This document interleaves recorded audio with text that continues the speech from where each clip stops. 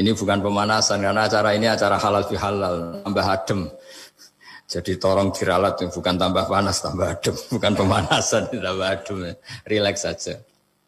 Begini ya, karena yang diutarakan Pak Kures tadi sudah luar biasa. Saya hanya membantu referensi di antara ciri wali Allah itu asyafaqah alal khalqi kullihim. Punya empati, punya kasih sayang ke semua makhluk. Bahwa takdir kita ada perbedaan itu ya wajar, tapi bahwa definisi itu nyata. Tadi beliau menyebut termasuk satu saudara atau satu komunitas dengan makhluk-makhluk Allah yang lain. Pernah suatu saat Nabi memuji ada seorang nakal itu, diterima tobatnya Allah karena di jalan ketemu anjing, kemudian ngasih minum anjing itu dan Allah mengampuni. Meskipun secara hukum usul fikih tidak bisa digeneralisir. Misalnya kalau minumin anjing 1 surga, kalau 100 tambah surga. Nanti lupa minumin manusia gara-gara kebanyakan minumin anjing gitu. Tapi apapun itu faktanya ada cerita di hadis seperti itu. Kemudian menyangkut komunitas internasional yang beberapa diantaranya tentu beda agama, beda keyakinan. Saya mau membacakan cerita di kitab Ar-Risalah Al-Qushairiyah. Jadi saya hanya membantu referensi-referensi yang diajarkan guru-guru kita. Ar-Risalah Al-Qushairiyah adalah kitab kesayangan Mbah Maimun karena dulu mbah beliau dapat ijazah dari Sayyid Umar Sato, kakaknya Sayyid Abi Bakar Sato yang punya kitab I'anatul Talibin. Dan kitab itu dibawa ke Indonesia sampai ke saya sebagai murid beliau. Di antara yang disebut dalam Ar-Risalah Al-Qushairiyah ini Thariqatu Ahlil Ilm, kitab Ar-Risalah Al-Qushairiyah itu. Saya baca nasnya ya, atau ibaratnya atau teksnya. Sami'tu ba'dal ulama yaqulu istadhafa majusiyun Ibrahim al-Khalil alaihi salam faqala bisyarti an tuslima. Famarral majusiyu fa'awhallahu ta'ala ilaihi mundu khamsina sanatan nut'imuhu ala kufri. Falau nawaltahu lukmatan min ghairi antu talibahu bitahyiri dini. Famado Ibrahim alaihissalam ala athari hatta adrakahu wa atadhara ilaihi fasalahu anis sabab fadzakara lahu dzalik fa aslamal majusiyu. Jadi suatu saat Nabi Ibrahim itu kan terkenal Abu Duyuf, orang yang mesti menservis tamu-tamu itu. Kita tahu dulu itu tidak ada warung, tidak ada hotel, tidak ada, ya pokoknya tidak ada mall. Sehingga kalau orang pergi itu kelaparan betul itu. Bahwa orang kaya pun kelaparan karena melewati padang pasir itu. Kalau sekarang kan orang mau sowan kiai makan dulu. Karena takutnya di rumah kiai kan makan sungkan. Jadi makan dulu nanti di kiainya tinggal pura-pura makan. Kalau dulu memang makan nih tamu itu wajib betul. Kalau enggak ya kelaparan betul tamu itu. Sehingga cerita suatu saat di antara tamu itu berakidah, berfaham majusi. Atau beragama majusi lah gampangannya itu. Terus Nabi Ibrahim enggak mau, saya mau ngasih makan syaratnya Anda harus Islam. Gitu. Akhirnya orang ini putus asa kemudian meninggalkan Nabi Ibrahim. Saat orang itu meninggalkan Nabi Ibrahim, Allah memberi wahyu ke Nabi Ibrahim. Orang itu umurnya 50 tahun dan dia hidup karena tak kasih makan. Terus kata Allah, mundu khamsina sanatan nut'imuhu ala kufri. Saya yang Tuhan saja ngasih makan dia 50 tahun tanpa syarat dia harus Islam. Kamu baru dimintai makan sehari mensyaratkan Islam. Walhasil terus Nabi Ibrahim ngejar orang majusi itu terus monggo-monggo makan di rumah saya. Singkat cerita terus orang majusi itu tanya kenapa Anda berubah pikiran. Terus Nabi Ibrahim cerita bahwa beliau ditegur Allah kemudian harus melakukan itu. Jadi cerita-cerita seperti itu banyak. Dulu kita dengar para kiai sering cerita ketika seorang Yahudi rumahnya diusir Amr bin As untuk pembangunan masjid. Ketika lapor ke Sayyidina Umar, masjid itu yang mengambil tanahnya orang Yahudi harus dikembalikan ke orang Yahudi. Dulu guru-guru kita juga sering cerita Sayyidina Ali itu pedangnya dicuri sama orang Yahudi. Ketika ketemu di pasar atau di jalan, kemudian Sayyidina Ali yakin itu pedangnya, dilaporkan ke Qadhi Syureh. Setelah itu Sayyidina Ali diminta, buktinya apa? Saksinya siapa? Kalau itu pedang Anda, saksinya Hasan dan Husain. Tapi kata hakim, Sayyid Hasan Husain itu keluarga Anda, tidak sah jadi saksi. Zaman itu Sayyidina Ali masih berargumentasi, waqad qala Rasulullah sallallahu alaihi wasallam Hasanun wa Husainun sayyida syababi ahlil jannah. Tapi kata Imam Sureh tetap standar saksi itu tidak boleh dari keluarga.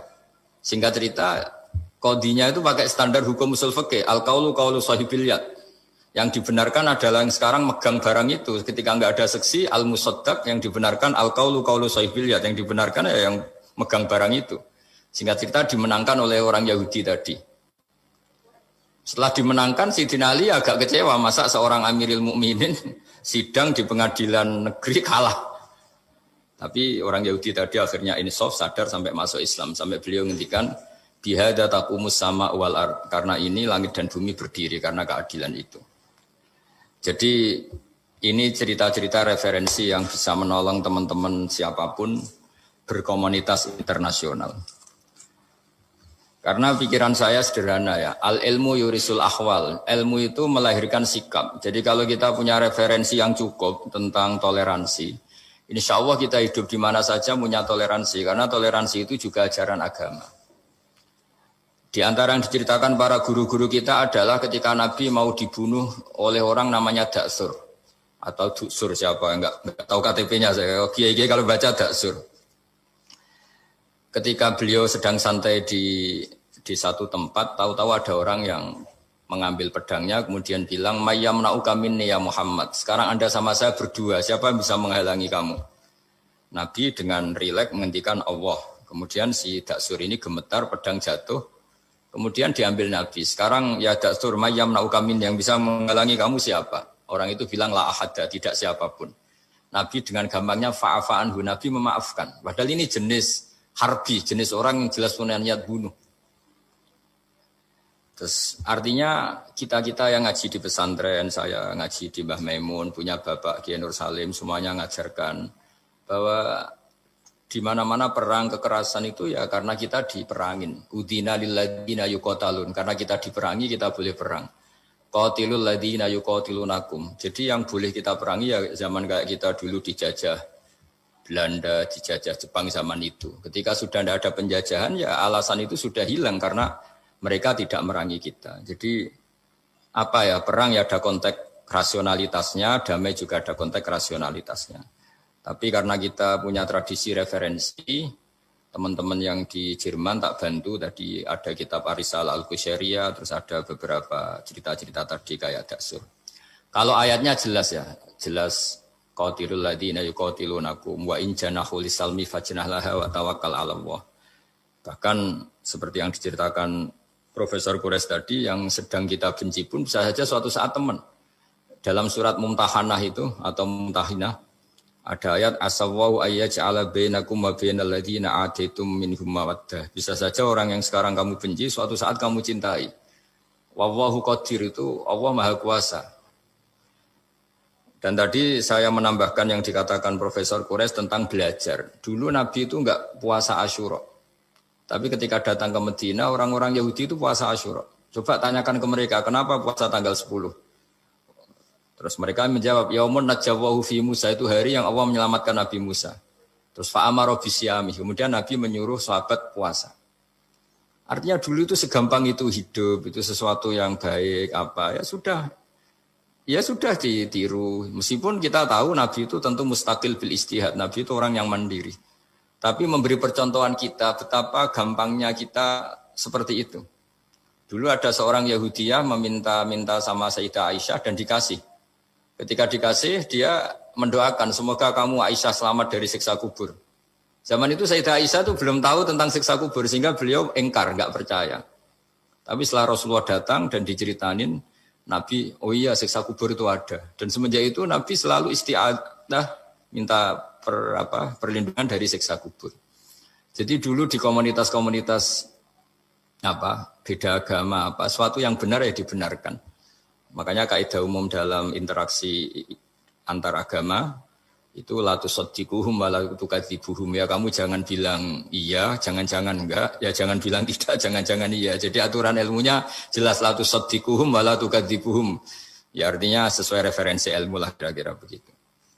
Terus yang terakhir, ini saya mohon maaf sama komunitas di Jerman karena saya ini pura-puranya aja sibuk. Karena saya kira ini seberapa jam lagi saya ngajar ini. Nanti kalau saya tidak ngajar di sini yang ngundang agak-agak dosa. Jadi supaya sama-sama tidak dosa ini saya ya nuruti jenengan. Tapi ya karena saya ngajar ini juga yang datang orang macam-macam. Ada yang Kalimantan, Sumatera mau ngaji di sini. Ini seberapa jam lagi saya ngaji Sahih Muslim. Yang terakhir ini di halaman Kitabu Adabil Ulfa wal Ukhuwah halaman 285 dalam Ihya juz 2. Jadi kitab saya juz 2. Mungkin kalau beda cetakan yang jelas ikut Kitabu Adabil Ulfa wal Ukhuwah. Di sini diterangkan oleh Imam Ghazali dengan beberapa riwayat yang disebut al-jiranu salasatun. Bertetangga itu ada 3. Jarun lahu hakun wahid. Ada tetangga yang punya hanya 1 hak. Wajarun lahu haqqani wajarun lahu salah satu hukukin. Terus beliau cerita yang punya 3 hak itu ya tetangga, ya seagama, ya masih ada hubungan kerabat. Yang punya 2 hak ya tetangga, ya seagama. Terus wa amal ladzi lahu haqqun wahid fal jarul musyrik.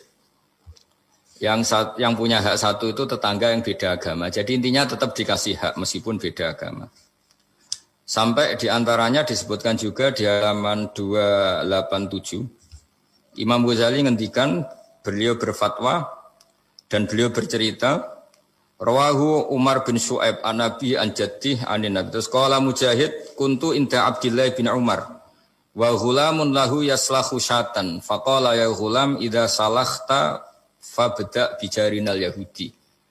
Abdullah bin Umar itu sedang memasak kambing atau itu pembantunya ini sedang nguliti kambing. Itu pesannya Abdullah bin Umar ya ghulam idza salakhta fabda bijarinal yahudi. Nanti jangan lupa tetangga kita yang Yahudi. Ini di Ihya halaman 287. Hanya cerita kebaikan. Jadi cerita-cerita perang itu ya karena kita diperangin, tapi ya kalau kita dibaikin ya baik, itu ajaran Islam.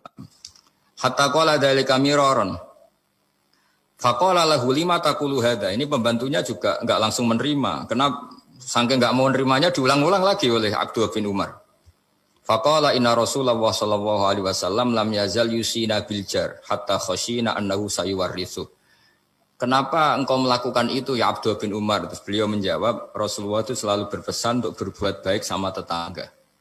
Tadi kita tahu kalau tetangga punya 3 hak berarti seagama, ada hubungan kerabat, hakul jar berarti 3. Ada yang seagama dan tidak punya hubungan kerabat berarti punya 2 hak. Yaitu 1 agama dan kerabat. Ada yang punya 1 hak saja, ya tidak keluarga, tidak seagama, tapi karena tetangga itu juga tetap punya hak. Dan itu pun masuk kategori lam yazal yusina bil jar, termasuk orang-orang yang harus kita baikin. Ya kalau di Qur'annya kayak tadi ya, qatilul ladzina yuqatilunakum, boleh merangi ya yang merangi kita. Udzina lil ladzina yuqatalun, diberi hak merangi ya sama yang merangi kita, bukan yang tidak merangi kita.